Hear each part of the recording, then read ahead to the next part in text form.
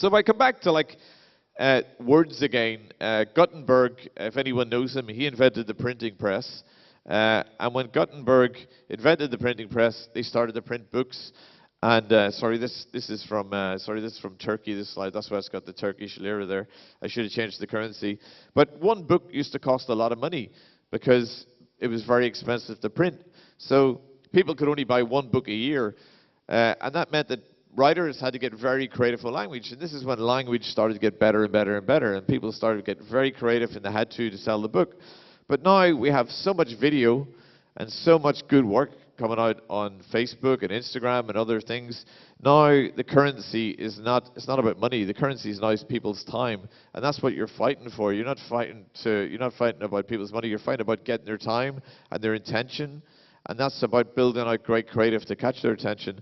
So being creative is the most important thing that you've got to do when you're doing marketing on Facebook, Instagram, Messenger, anything else. Creativity is going to make the difference between your brand failing and someone else's brand succeeding.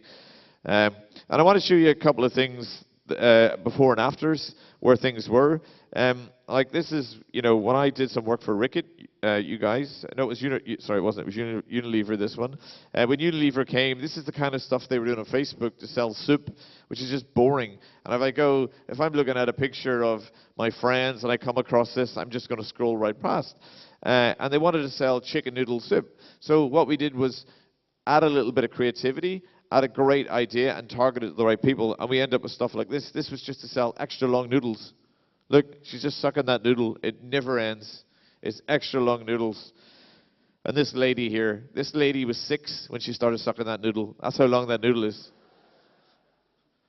And this guy had straight hair.